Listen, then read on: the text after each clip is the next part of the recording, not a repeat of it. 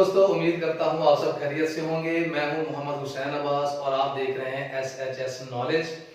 दोस्तों, एथिक्स जिन्हें हम उर्दू में इखलाकियात भी कहते हैं, और इखलाकियात जो होते हैं ये हमारे आदात का हिस्सा बनते हैं, हमारे किरदार का हिस्सा बनते हैं।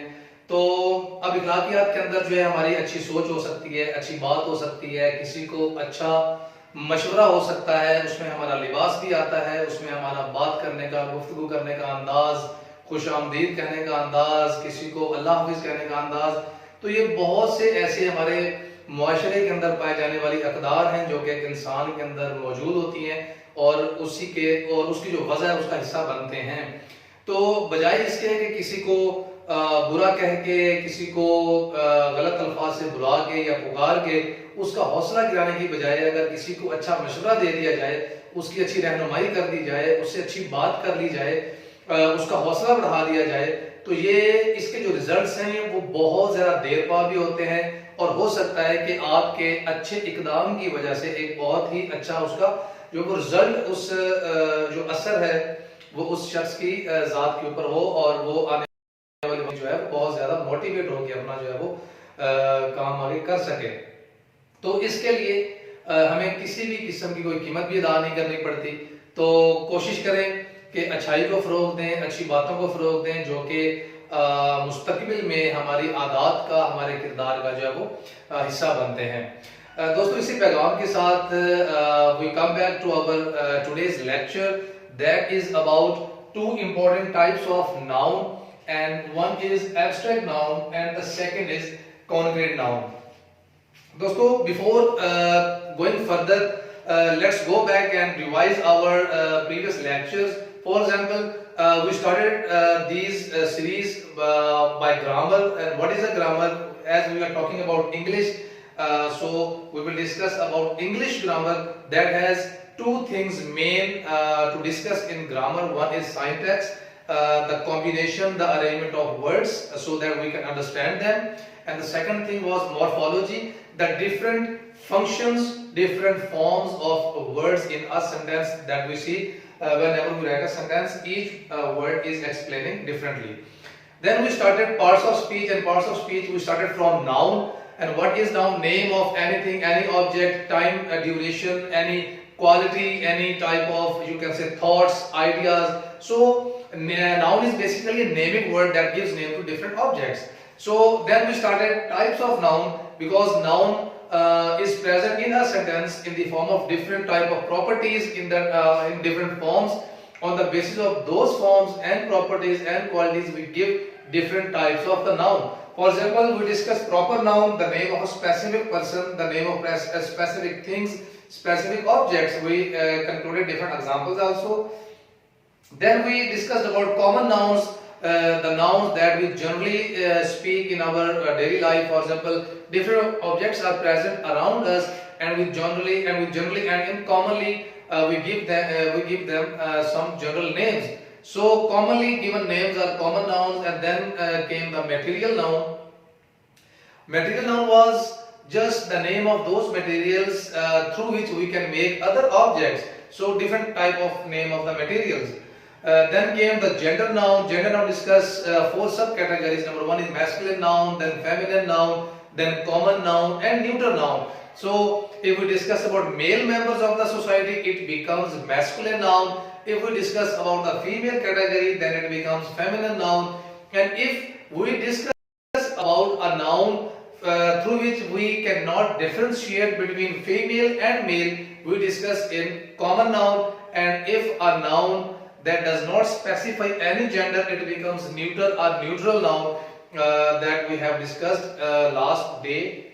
And today we will discuss about abstract noun and concrete noun. So abstract noun और concrete noun की definition और example को discuss करने से पहले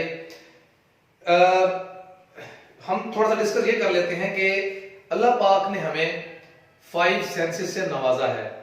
किसी भी चीज को परखने के लिए, जानने के लिए या उसकी मौजूदगी का एहसास करने के लिए कि एक चीज मौजूद है, उसको मैं देख सकता हूं, उसको मैं सूंघ सकता हूं, उसको मैं सुन सकता हूं। इन तमाम जो है वो प्रॉपर्टीज की बेस पे हम लोग कहते हैं कि हम एक चीज के बारे में जानते हैं, उसका नाम क्या है, उसका रंग क्या है, उसकी आवाज कैसी है, उसका टेस्ट कैसा है। तो वो जो 5 सेंसेस हैं उसमें number 1 is sight, number 2 is taste, then comes touch, then comes hear or you can say hearing property, number 4, and on number 5 smell. So dear friends, these are 5 senses through which we can say that a thing is present in front of us. A thing is present in front of us. हम एक चीज की मौजूदगी का एहसास तब करते हैं जब हम उनको अपनी 5 सेंसेस की मदद से वो यकीनी बना लेते हैं कि एक चीज जो है वो मौजूद है और वो किस फॉर्म के अंदर। सो इन्हीं 5 सेंसेस की मदद से हम ये बताएंगे कि कोई भी चीज या तो फिजिकल प्रेजेंट होती है या एब्सेंट होती है, और उसका और उन दोनों कैटेगरीज का अलग अलग नाम होता है। मिसाल के तौर पे आप एक व्हाइट बोर्ड देख रहे हैं, ये एक मजबूत व्हाइट बोर्ड है जो कि दीवार के साथ हैंग कर रहा है। इसके अंदर ये मजबूत क्यों है? बिकॉज इसके अंदर एक प्रॉपर्टी मौजूद है जिसको हम लोग कहते हैं मजबूती, पावर या स्ट्रेंथ। तो इट मींस दैट कुछ ऐसे नाम होते हैं जो कि हमारे थॉट्स के अंदर हो सकते हैं, जो कि हमारी क्वालिटीज में हो सकते हैं, जो हमें फिजिकली नजर नहीं आते जैसे हमें दूसरे ऑब्जेक्ट नजर आते हैं। फॉर एग्जाम्पल अगर मैं ये कहता हूं कि a beautiful flower, for example I plucked a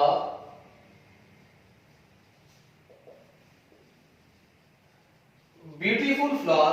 Now if I encircle this noun, a beautiful flower, that is a noun phrase also, a complete name, a beautiful flower, in which the word beautiful is adjective that is qualifying this noun flower. So a flower is beautiful. Why? मैं फूल को खूबसूरत कह रहा हूं, उसकी क्या वजह है? क्योंकि उसके अंदर एक चीज है, उसकी प्रॉपर्टी लोग कहते हैं ब्यूटीफुल, फ्रेग्रेंस, उसकी एक जो है वो फ्रेश फ्रेग्रेंस, ताजा खुशबू होती है, एक बहुत ज्यादा पुरसुकून खुशबू होती है, उसकी बहुत प्यारी खुशबू होती है। So I can see the flower, I can touch the flower, I can smell the flower, and on the basis of our senses I can say that an object is present, that is flower. So flower here, that is physical present, but the beauty that is the property of the flower I can't see. I can't see the quality of beauty.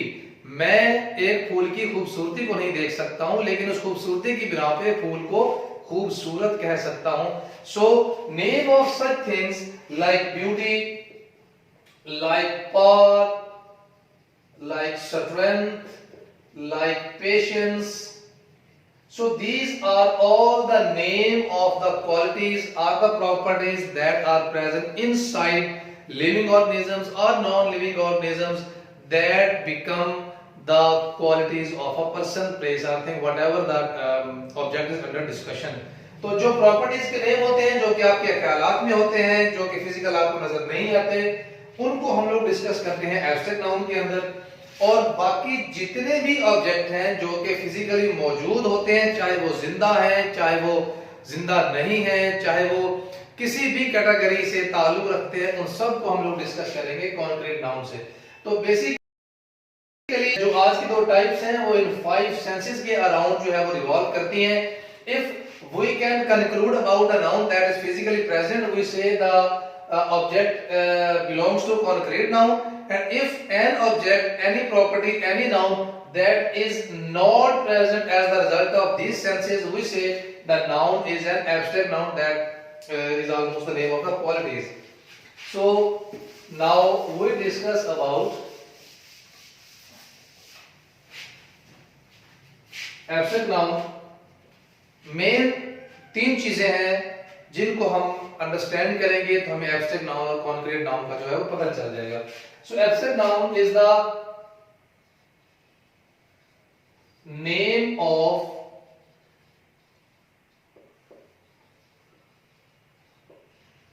इमैटेरियल objects. अब जो चीज immaterial होती है it means that has no physical existence, because immaterial का opposite होता है material. Material the thing that is made of matter having some sort of weight and physical existence. कि जो चीज मौजूद हो हमें नजर आती है वो मटेरियल होती है, और जो चीज हमें नजर नहीं आती वो इमैटेरियल होती है। So name of immaterial objects, तो definitely there is no physical object with immaterial nature. तो फिर वो क्या चीज होती हैं? वो क्वालिटीज होती हैं, वो हमारे। अब एक चीज देखें, वो टेक एन एग्जांपल।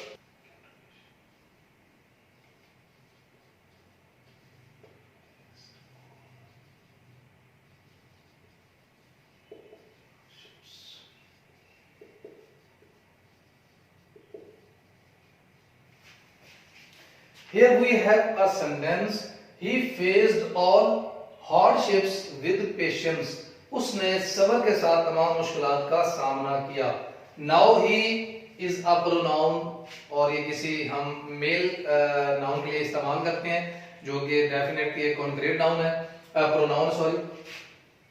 उसके बाद आ जाता है ये वर्ड हार्डशिप एंड पेशेंस। अब जो मुश्किलात है वो डिफरेंट फॉर्म्स के अंदर आती हैं, फाइट्स हैं, क्वारल्स हैं, making some different type of jobs with anyone. लेकिन जो हार्डशिप है, मुश्किल है, वो हमें फिजिकली नजर नहीं आती। पेशेंस है, सब्र के साथ। अब सब्र जो है वो आपकी नेचर के अंदर इस तरह से तो असरअंदाज हो सकता है कि आप उन चीजों को बेयर कर रहे हैं, टॉलरेट कर रहे हैं। तो आपके अंदर क्या वो चीज मौजूद है जिसकी वजह से आप किसी भी चीज को टॉलरेट कर रहे हैं, उससे हम नाम दे देते हैं आपकी इस प्रॉपर्टी को पेशेंस का, सब्र का, कि आप सब्र की वजह से चीजों को बर्दाश्त कर रहे हैं। इसी तरह से टॉलरेट अगर आप कर रहे हैं तो नाउन बन जाएगा tolerance. Alright, so these are the name of the properties, are the qualities, are the thoughts that are present inside an object, whether it is living or non-living. So this is abstract noun, and when we discuss about the concrete noun, name of all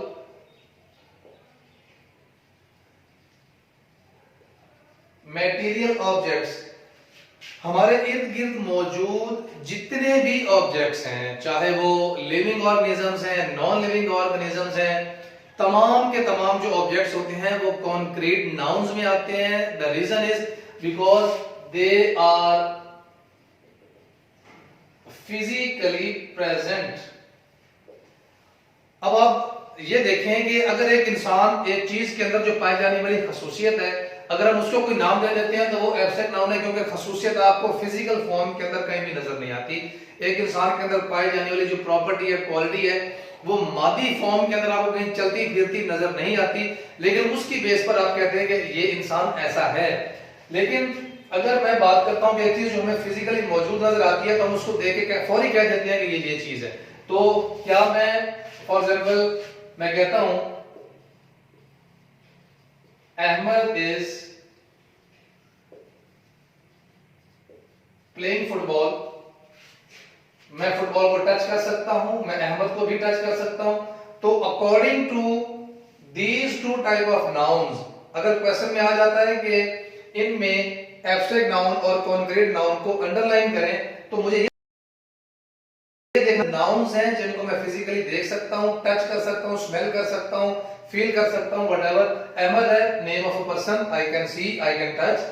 football है, football is the name of an object, एक ball, उसको मैं touch भी कर सकता हूं, देख भी सकता हूं। एक हम और सेंटेंस लेते हैं,